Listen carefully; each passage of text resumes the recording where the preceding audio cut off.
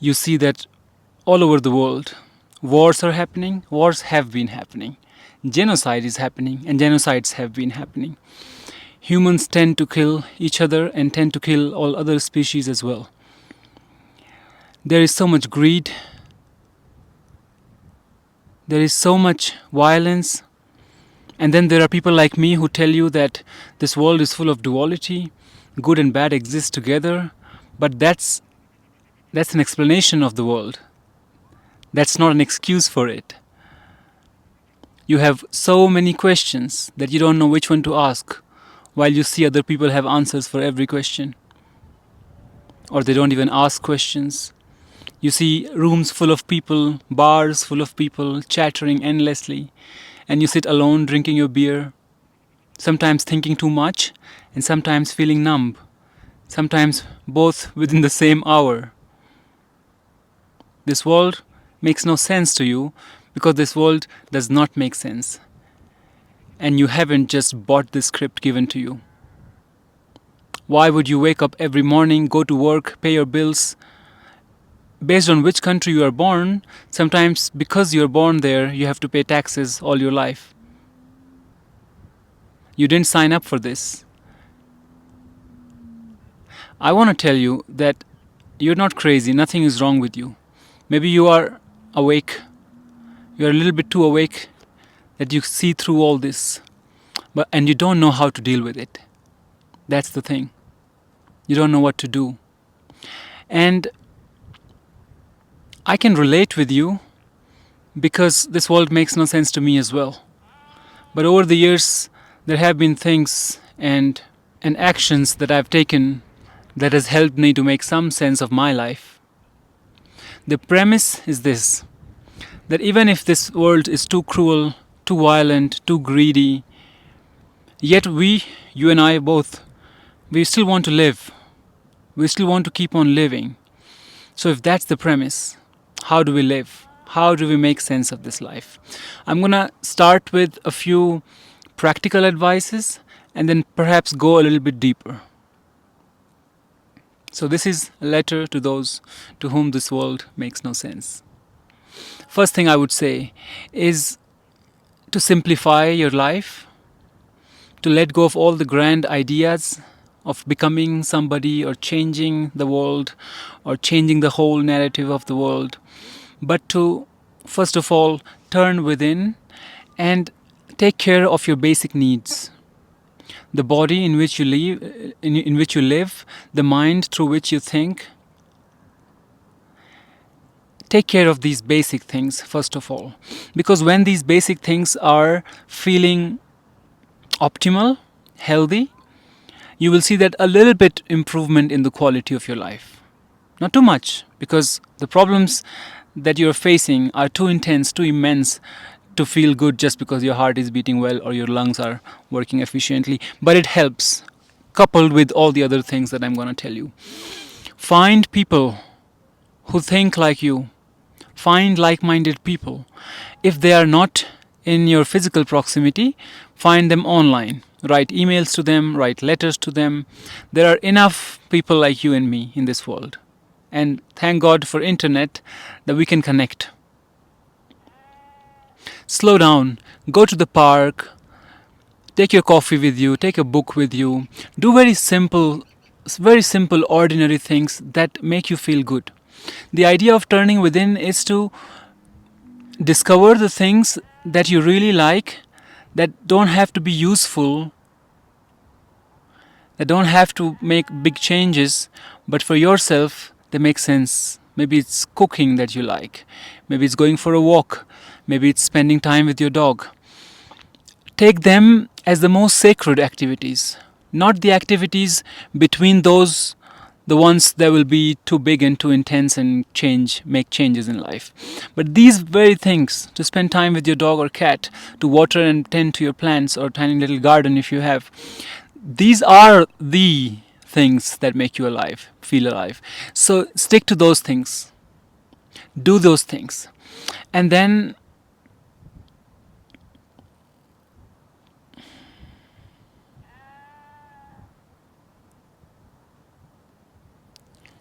do something creative.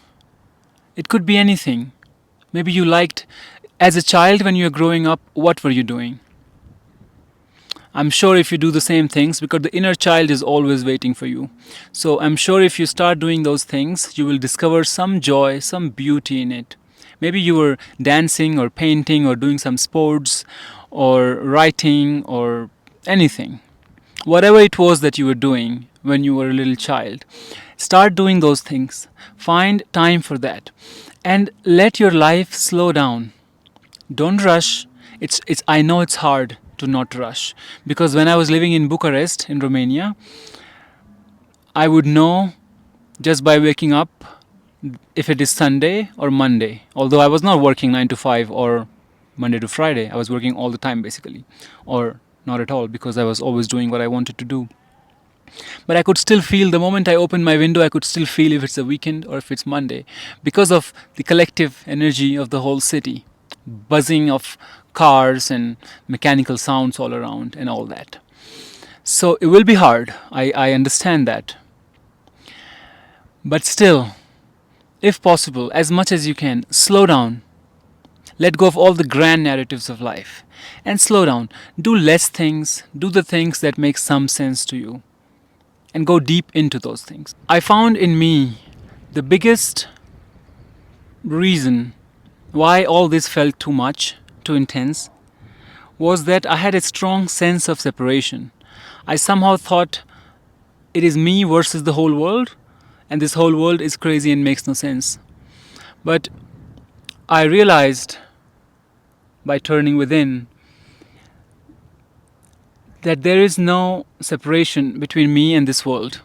And also, all the traits that we find in the whole world, I could find them within me as well. All the anger, all the greed, maybe to a lesser extent, to a lesser degree, or to a more extent, more degree.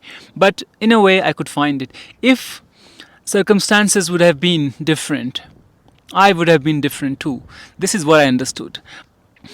So I was an integral part of this world. How I moved, how I walked, how I sat, how I talked, how I did anything had an impact on the whole world. Had an impact on my family, had an impact on my friends, and all the strangers that I would meet on a regular basis. And going deeper into it, this feeling became more and more real for me, that the separation is an illusion of my senses. There is something deeper within me that tells me that it's all interconnected. It's all just one thing appearing as many. So then, world's problem also became my problem. Someone else's cry became my cry as well. Someone else's happiness became my happiness as well. So it's not only that all the negative things got intensified, all the positive things got intensified as well. And then, within all this intensification, I would ask myself, what am I lacking? What is it that I need? What do I need? And of course, the answer wouldn't come so easily, and it took forever. But I would keep on asking myself. I discovered there were things that made me feel good. These things were always from childhood. Writing. Reading added later on in my life, because I wanted to improve my writing and have more thoughts to write.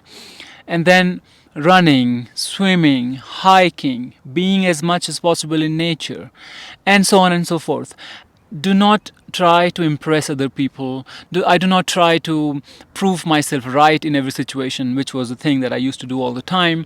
I rather decided to eventually have peace, because I valued it. I realized this is something that I value. I don't like too much intellectual arguments. If you don't want to have an open, honest, authentic and vulnerable discussion with me, then I will let you in and have my peace. That's what I do in the comment section also.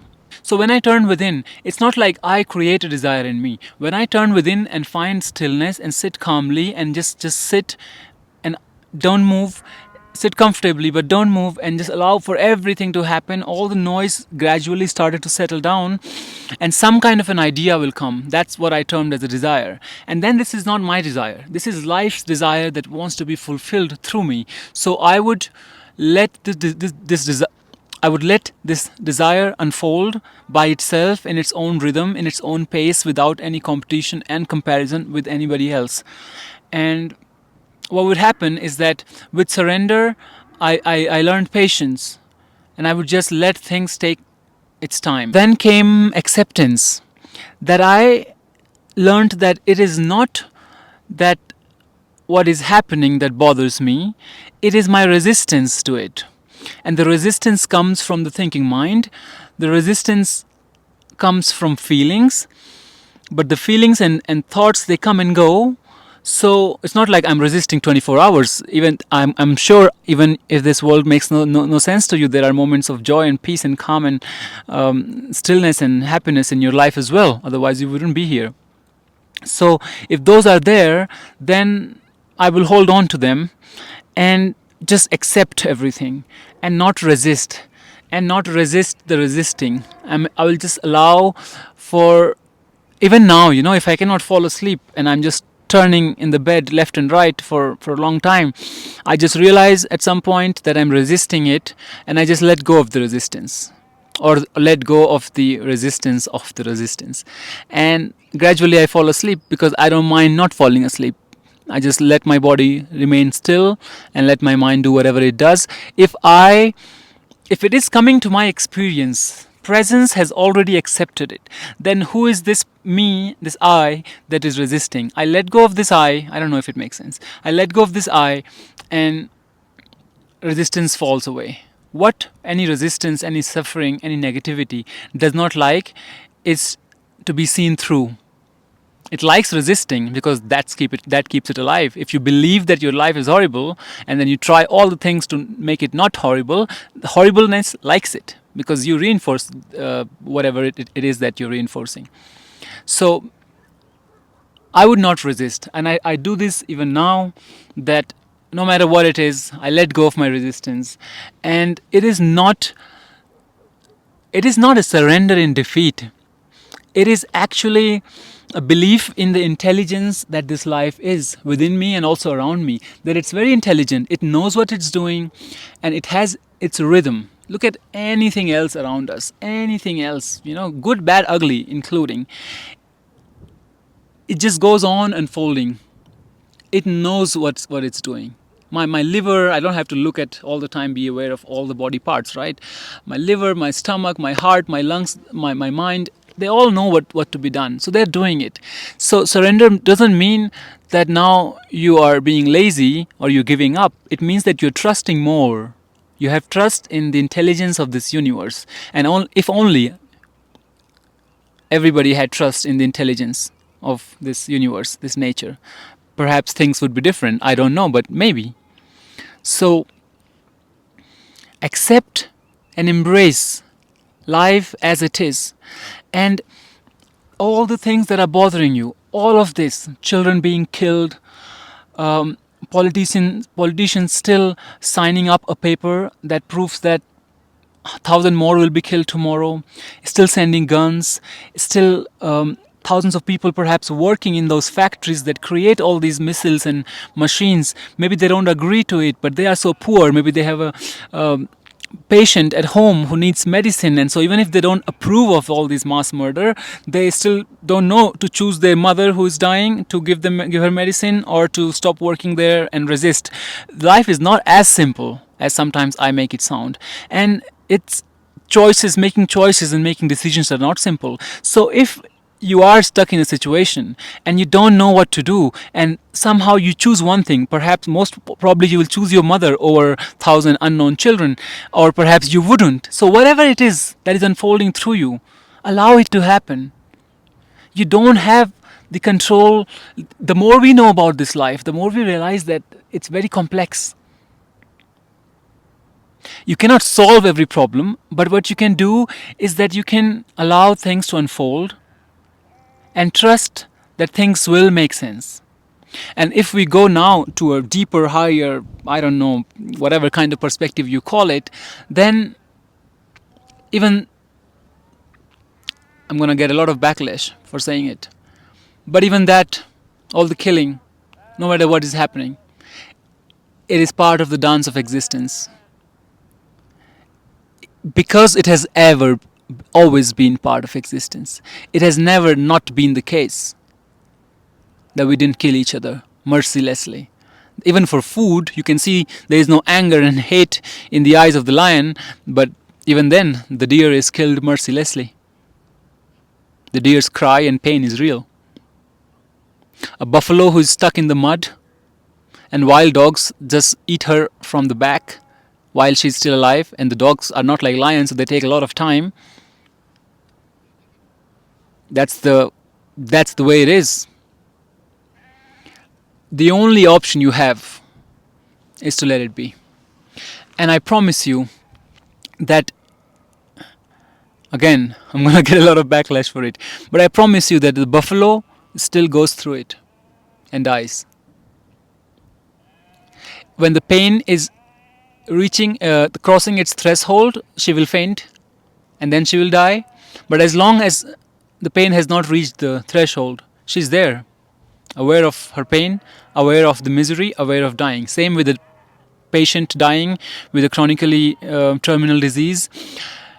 If you bring so much awareness to your life that no matter what is happening, you are aware of it, and you train yourself, you learn to stop resisting, then you have always the awareness of it. And the awareness of it does not feel the pain.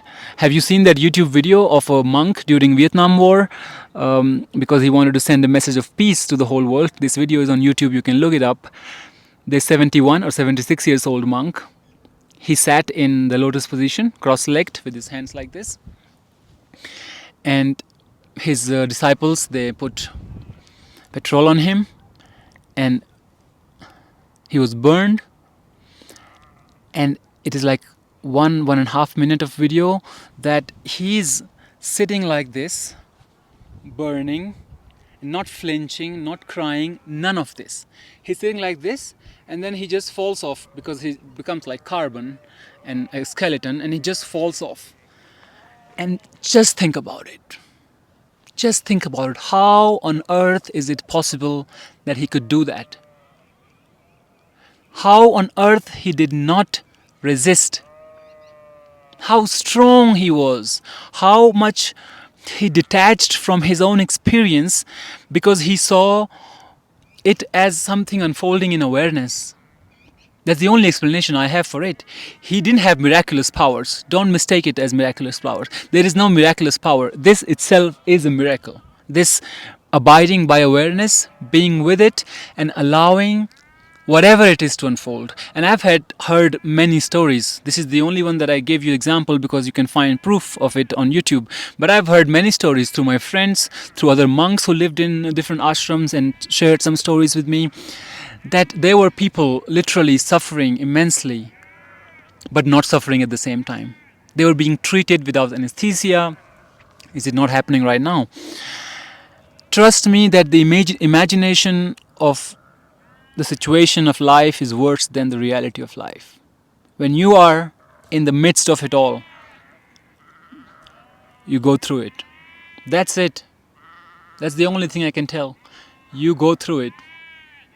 So, if you're not giving up on life, if you want to live, if you want to go on experiencing some beauty, some pleasure, some divine moments in this life, then don't lose hope. Get acquainted with how things are rather than how things should be, and also don't kill your sensitivity. Be fully as you are. Let others tell you that you're too much. Doesn't matter. Be as you are. If you will accept yourself as you are, if you will fully embrace yourself as you are, I promise you, you will find people that will love you, accept you, embrace you, and see you. If you don't find them, I see you.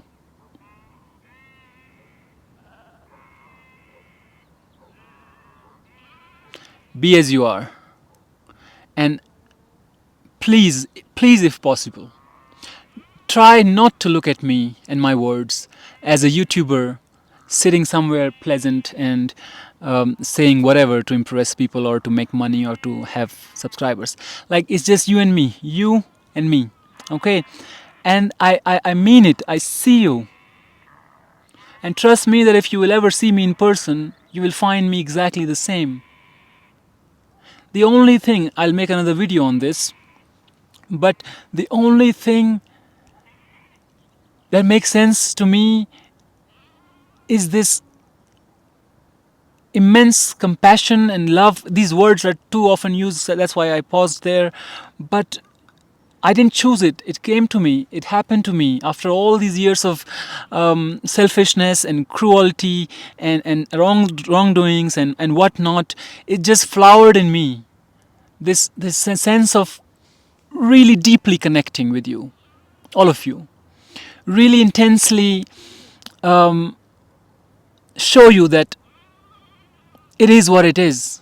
Maybe my words don't have the power to change anything, but maybe you can hear the silence between the words. Or maybe you can feel some presence. I just hope. I just hope so.